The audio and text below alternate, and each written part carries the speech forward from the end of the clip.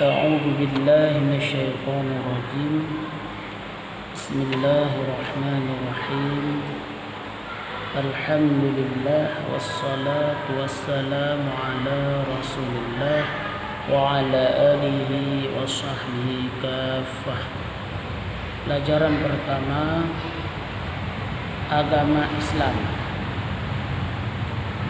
Jadi pelajaran yang pertama dalam kitab pelajaran fikih dan bicarakan tentang agama Islam. Kiban yang berkenan agama Islam.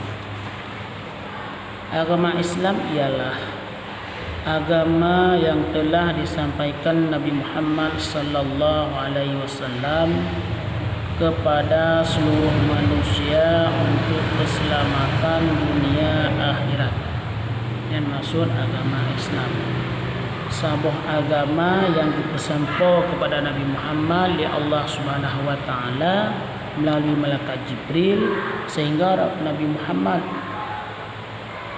merujuk kepada seluruh manusia untuk keselamatan dunia dan akhirat.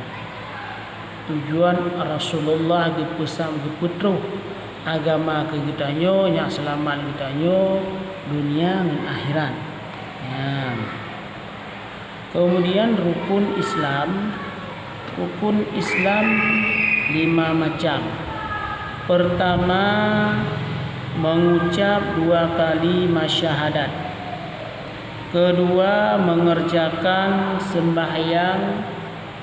Ketiga, puasa di bulan Ramadan. Keempat, berzakat. Kelima, mengerjakan ibadah haji ke Makkah atas orang yang sanggup pergi kepadanya. Kemudian 2 kalimat syahadat adalah 2 kalimat syahadat, yaitu asyhadu an la ilaha illallah wa asyhadu anna muhammadar rasulullah. Aku mengaku bahwasanya tak ada yang disembah sebenarnya melainkan Allah, dan aku mengakui bahwasanya Nabi Muhammad sallallahu alaihi wasallam adalah rasul Allah. Ya, dalam kitab fikihnya.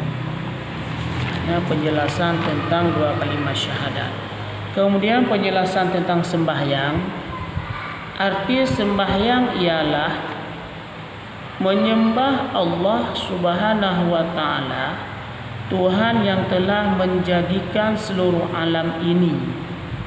Yang maksud sembahyang, kita sembah Allah Subhanahu wa taala, so Allahnya Tuhan yang wujud seluruh alamnya, dan yaitu 5 kali sehari semalam.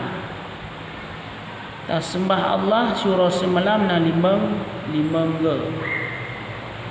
yaitu sembahyang duhur, sembahyang asar, sembahyang maghrib, sembahyang isya, dan sembahyang subuh. Yang adalah makna daripada sembahyang.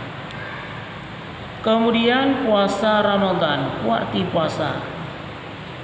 Arti puasa Ramadan menahan diri dari makan dan minum dan lainnya pada siang hari bulan Ramadan. Ya, secara lughah, arti puasa menahan diri dari makan dan minum, dan selain daripada makan dan minum, ba'jad uro dalam bulan Ramadan.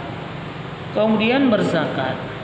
Arti berzakat ialah mengeluarkan sebagian harta yang telah ditentukan dan diberikan kepada fakir miskin.